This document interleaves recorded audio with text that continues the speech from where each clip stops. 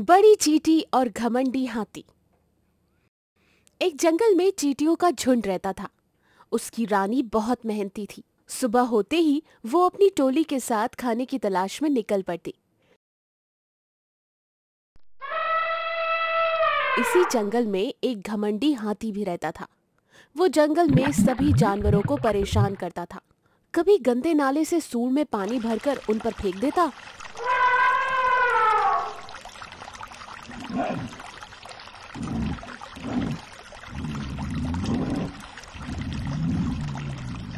तो कभी अपनी ताकत का प्रदर्शन करके उन्हें डराता।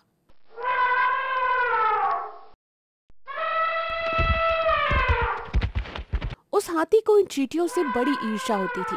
वो उन्हें जब भी देखता तो पैरों से कुचल देता। एक दिन चींटी रानी ने हाथी से विनम्रता से कहा, आप दूसरों को क्यों परेशान करते हो? ये आदत अच्छी नहीं है। ये सुनकर हाथी क्रोधित हो गया और उसने चींटी को धमकाया, तुम अभी बहुत छोटी हो, अपनी जुबान पर लगाम रखो। मुझे मत सिखाओ कि मुझे क्या करना है, क्या सही है और क्या गलत, वरना भी तुम्हें यहीं कुचल दूंगा। ये सुन चींटी निराश हुई, लेकिन उसने मन ही मन हाथी को सबक सिखाने की ठान ली थी। चींटी पास ही के एक झाड़ में छिप गई और मौका देखते ही चुपके से हाथी की सूंड में घुस गई। मगर हाथी बहुत ही होशियार था। वो चींटी को अपनी सूंड में घुसने से पहले ही देख लेता है और पहले से ही अपनी सूंड में पानी भर कर रखता है। और जैसे ही वो चींटी उसकी सूंड में घुसती है, वो हाथी को काटना शुरू कर देती है। अरे अरे, ये क्या हो रहा है? मेरी सूंड में क्या गया? अरे कौन कौन काट रहा है मुझे? हाय, मैं दर्द से मर रहा हूँ। इस तरह से हाथी को दर्द हो रहा था, जिस वजह से वो तुरंत अपनी सूंड में जमा हुआ पानी जोर से बाहर फेंकने लगा, जिस वजह से चींटी भी बाहर निकलकर गिर गई। हाथी परेशान हो उठा। उसने सूंड को जोर जोर से लहराया और जमीन पर गिरी चींटी को क्रोधित होकर कुचलने का प्रयास करने लगा। मगर चींटी वहां से भागकर गुफा की तरफ चली गई। ये देखकर हाथी उसके पीछे भागा और बोला, अरे रुक जा चींटी, भाग कर रही है। ये देख चींटी हाथी से कहती है, अरे भैया, आप दूसरों को परेशान करते हो ना, आपको बड़ा मजा आता है। आप खुद परेशान हो रहे हो तो तकलीफ हो रही है, क्यों? ये सुनकर हाथी को गुस्सा और आ जाता है और चींटी को कुचलने के लिए वो उसके पीछे पीछे भागने लगता है। तभी चींटी भागते हुए कहती है, अरे बेशरम हाथी, एक मामूली छोटी सी चींटी को मसलने में तुम्हें शर्म नहीं आती? मुझे कुचलकर आखिर तुम्हें क्या मिलेगा? नहीं नहीं, तुझे तो आज कुचल कर ही रहूंगा। लेकिन चींटी भागकर उस गुफा में पहुंच जाती है और जैसे ही गुफा के दूसरी ओर से बाहर निकलती है, वो एकदम से बहुत बड़ी होकर निकलती है।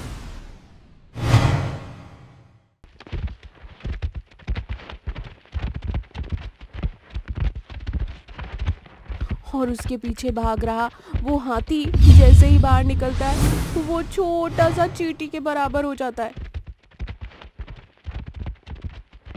अपना ऐसा बदलता रूप देखकर हाथी परेशान हो जाता है और सामने खड़ी विशाल चींटी को देखकर डर जाता है। क्यों हाथी, अब बता, कौन किसे कुचलेगा? बोल बोल, मैं तुम्हें यहीं कुचल सकती हूँ अब। अरे नहीं नहीं चींटी, मुझे माफ कर दो, मुझे अपनी गलती का एहसास हो गया है। नहीं नहीं, तुमने बहुत जानवरों को परेशान करके रखा है, आज तो मैं तुम्हें कुचल कर ही रहूंगी। लेकिन हाथी बहुत मिन्नतें करता है। चींटी को भी उस पर दया आ जाती है और वो उस हाथी को छोड़ देती है। हाथी और चींटी वापस से गुफा में जाते हैं और बाहर निकलते ही अपने पुराने रूप में आ जाते हैं। इस तरह से हाथी का घमंड चूर चूर हो जाता है और उस दिन से वो सबसे अच्छा व्यवहार करता है। इस कहानी से हमें ये सीख मिलती है कि घमंड का सिर नीचा होता है। कभी भी किसी कमजोर को छोटा ना समझे। दूसरों के दर्द व तकलीफ को समझना ही जीने का सही तरीका है। गेंडा, कछुआ और शरारती बंदर। एक बार अफ्रीका के मैदानों पर एक मूडी गैंडा रहता था। वो बहुत ही जल्दी क्रोधित हो जाता था। उसे उसके क्षेत्र में किसी का भी आना बिल्कुल पसंद नहीं था। एक दिन एक विशाल कछुआ अनजाने से गेंडे के क्षेत्र में प्रवेश कर गया। उसे देखकर गेंडे ने सोचा, अरे ये विशाल कछुआ मेरे क्षेत्र में क्या कर रहा है? इसे अभी अपने क्षेत्र से बाहर करना होगा। ऐसा सोचकर गेंडा बड़ी ही तेजी से विशाल कछुए के पास जाता है। गेंडे को तेजी से आता देख विशाल कछुआ डर जाता है और डर के मारे अपने खोल के अंदर चला जाता है। तब गेंडा उससे कहता है, अरे ओ कछुए, ये मेरा क्षेत्र है और यहाँ किसी को भी आने की अनुमति नहीं है। तुम यहाँ से बाहर निकल जाओ, नहीं तो मैं तुम्हें गेंद की तरह फेंक दूंगा। गेंडा विशाल कछुए को गुस्से से कहता है, पर कछुए है कि टस से मस नहीं होता। कछुआ अपने खोल से बाहर आने का नाम ही नहीं लेता। गेंडे को और भी ज्यादा गुस्सा आता है। गेंडे को लगता है कि कछुआ उसे बेवकूफ बना रहा है। तब गेंडा सोचता है, अच्छा बच्चू, मुझसे होशियारी, अभी निकालता हूँ तुम्हारी सारी अकड़।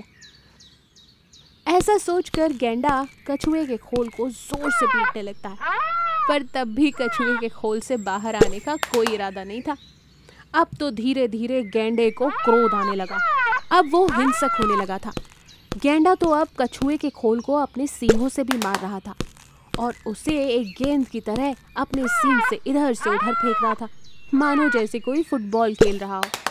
खोल के अंदर कछुआ सोचता है, अरे बाप रे, इस गेंडे को कितना गुस्सा आता है। इसने तो मुझे गेंद ही बना दिया। अभी खोल से बाहर आना बिल्कुल भी ठीक नहीं होगा मेरे लिए। गेंडे का गुस्सा जब खत्म हो जाएगा तभी बाहर निकलूंगा। ये एक मनोरंजक खेल चल रहा था कि तभी ये खेल देखने के लिए एक बंदर का झुंड वहां आ गया। वो सारे बंदर गेंडे और कछुए के बीच चल रहे इस खेल और तमाशे का आनंद ले रहे थे और उन पर हंस भी रहे थे। गेंडे को इस बात की खबर भी नहीं थी, पर जब गेंडा थक गया तब उसे बंदर की हंसी सुनाई दी। एक बंदर कह रहा था, अरे क्या भाई, कितना अच्छा मैच चल रहा था। इतना जल्दी गुस्सैल गेंडे को जीत रहा था वो मैच, थक कैसे गया? अबे ऐसे खेल तो रोज होने चाहिए, बहुत ही मजा आ रहा है। हाँ रे, पर इस गुस्सैल गेंडे से रोज रोज पंगा कौन लेगा? शुक्र मनाओ कि आज कछुआ ये काम कर दिया। इस तरह से बंदर हंसते हुए बात कर ही रहे थे।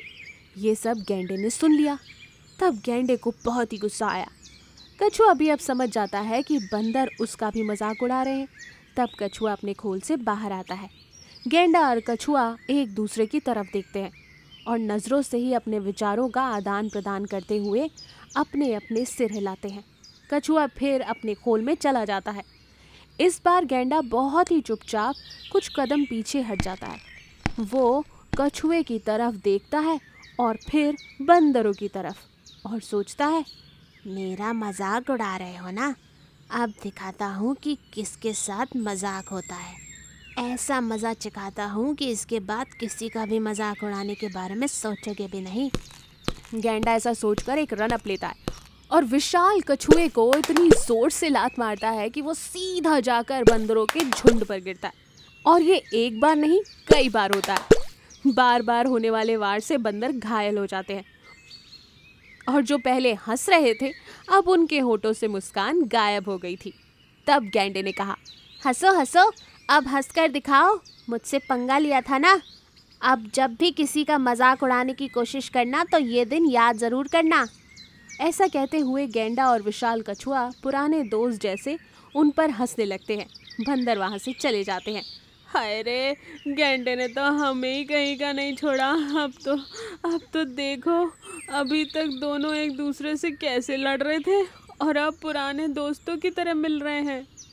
बंदर घायल होकर अपना मरहम लगाते हुए वहाँ से जोर जोर से चिल्लाते हुए चले जाते हैं।